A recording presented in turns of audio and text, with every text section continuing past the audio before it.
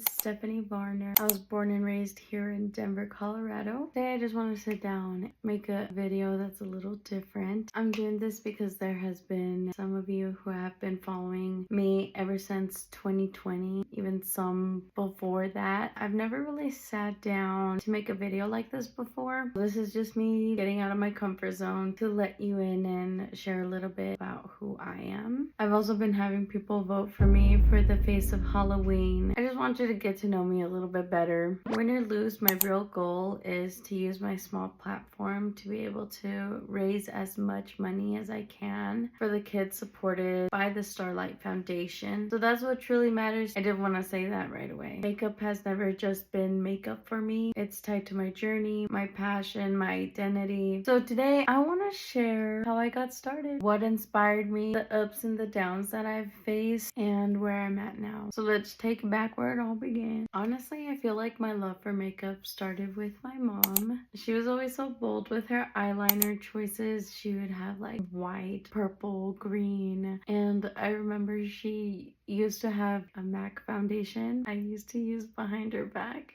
Sorry, mommy. That's kind of where it began for me, just like experimenting with makeup. I'll never forget my freshman year of high school. My sister Jessica actually helped me. So she taught me how to do eyeliner, mascara, and like how to curl my lashes. My sister Anna, growing up, she used to always do my hair and get me ready ever since I was a kid. I didn't really know how to like get myself ready so like middle school, high school, but from the lessons from both of them, it really shaped the way I started experimenting with my look. Trust me, growing up I was not good at makeup, especially in high school. I looked like a beady-eyed rat, but I made it up with my fashion because I don't know why I loved to dress in business casual and in heels in high school. I was just doing too much, but it was like, it was a thing back then. Like, you just had to be there. I actually won best dressed in my senior yearbook in high school. I was so proud of that moment. So dumb. Around that time, I started to get really into YouTube. I was obsessed. I was glued to watching all of the OGs. These are just some I used to watch. That's my Ray Ray.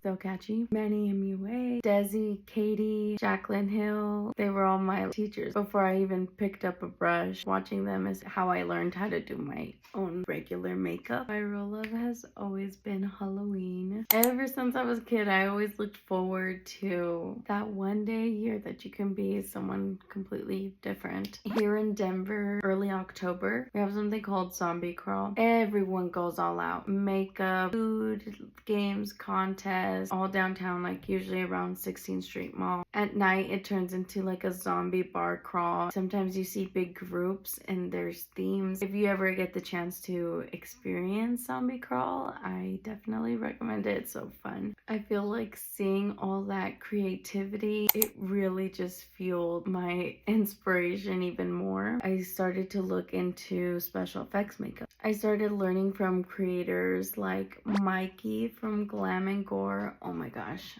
I love her. She would take you along the whole entire journey, from picking out an outfit, going to the store, picking out the makeup, and then applying it all at the end. It was just so entertaining to watch her. And then there was Ellie and Mac special effects, who really broke things down and taught me how to make prosthetics, really understand the basics of special effects. I owe so much of my foundation in special effects makeup really to them. If you're a beginning special effects artist, I definitely recommend checking out their channels. About 8 years ago, I decided to start a YouTube channel. Back then, I was just doing trendy glam look, learning to edit, and honestly struggling through a lot of trial and error. Editing was just such a nightmare, and then I would lose footage. It was just so frustrating. And you know what? It still happens now. I really don't like editing at all. There's so many videos that I've recorded and haven't even uploaded because of how much I hate editing. But I kept going because creating, it felt right. I grew up loving Tim Burton. I am obsessed with his art. I love his movies. I grew up watching Beetlejuice, Edward Scissorhands, Nightmare Before Christmas, duh. And one of my favorite characters was Emily from The Corpse Bride. I always wanted to recreate his characters. I went to the thrift store for the first time and I bought a wedding dress. I think it was like $15. I don't know. I haven't seen that video in so long. I did post it on YouTube, how to make my Corpse Bride dress, the actual makeup. It was my first special effects project. I researched so much so that I can bring my vision to life. My YouTube channel has always been like fairly small. On average, I was getting like 100 views per video. When I posted, within days hit like 33,000 views. And to me, that was huge. It made me fall in love and I was like, I think I can actually do this. Another favorite Halloween memory was with one of my best friends, Joe. He wanted to be Nicki Minaj from the Rake It Up video. I built him a cardboard Lamborghini. We used to work at a bank that was a in-store inside of a Safeway, so I went to the back of the store and got some boxes and I made him a cardboard box Lamborghini. It was pretty iconic, not gonna lie. I remember we were going to a Halloween party and I was doing his makeup. We were joking like, what if Nikki sees our video or our pictures? And she actually did. It was so funny. She shared a photo of him on her Instagram. She shared like a series of pictures of people who dressed up like her and he was on there. I just remember how excited we were when that happened. At first I feel like I would just put myself in a box. I thought people wouldn't want to see my special effects makeup if it wasn't in October. So I spent all year planning looks so that I can upload during Halloween time. Even if I wasn't getting a ton of views, I didn't care. It was my art, it was fun. It literally was like my creative outlet. At my core, I've always been an artist. I love to paint, draw, and makeup just became one of my favorite ways to express it. When 2020 hit, everything changed. I was a first-time mom. I just had my son and he was about 8 months old. The world was shutting down and I even got laid off because of COVID. That was the first time in my adult life that I wasn't working, and getting laid off was just really such a scary and dark time. I would always tell myself if I had more time, I would put more effort into my videos. And well, now I literally had no excuses and it became my distraction from reality. So that's when I was like, I don't care if it's not Halloween, I'm gonna start posting. And I started posting almost every single day. And that's when I finally started to grow in followers. The look that changed everything for me was my Ursula video. That was like my first one that got so many views. Like, my notifications were just insane. Just overnight I was gaining hundreds of followers, had so many comments coming in. I kept on uploading. It was so much fun. And for the first time, there was kids that were messaging me saying I inspired them. That just made me fall in love even more with creating. There's one moment during that time that I'm never going to forget. I'm actually going to add a clip into this video just because this means so much to me. A young supporter of mine reacted to one of my looks. It was actually my Mystique makeup. I can't show you my face right now because I'm crying. But she followed me. And she spammed me. And she read my comment. And she replied. And she followed me. She is literally my idol and I love her so much. She said that I was her idol. Me. I've always thought of myself as just like a nobody. But to hear a child say that she looks up to me, that was just incredibly beautiful and special. Even on my lowest days, I'll go back and watch this video just to remind myself why I do this. It's a little pick me up too. I got a lot of more videos like that, but I don't want this video to be too long. We'll save that for another video. Another person who means a lot to me was my online friend, Nerdy Knit. She nicknamed me Shapeshifter. She's actually the first one who started calling me that because of how I could transform into different characters. I had always wanted a unique makeup name, and this one just stuck. My supporters embraced it, and soon enough, Shapeshifter became part of my identity. But with growth came challenges. I started comparing myself to other creators. It was just really discouraging when I would see that they would take inspiration from makeup that I was doing without giving credit That really got in my head, along with like negative comments. Once you start getting a viral video, you're open to so many people's criticism. 1% would be negative. And I just started focusing just on that 1%. It was the loudest in my head. It didn't matter. It just outweighed the positive so much for me at that time. I consider myself, even still now, a small creator. And I'm a big believer that if you get inspiration from someone, you give credit where it's due. Eventually, I got so discouraged, I stepped back completely. On top of that, I was going through a lot personally that I'm gonna keep private. I just lost my spark. I stepped back, I posted less, and I lost followers. And I was asking myself, like, what's the point?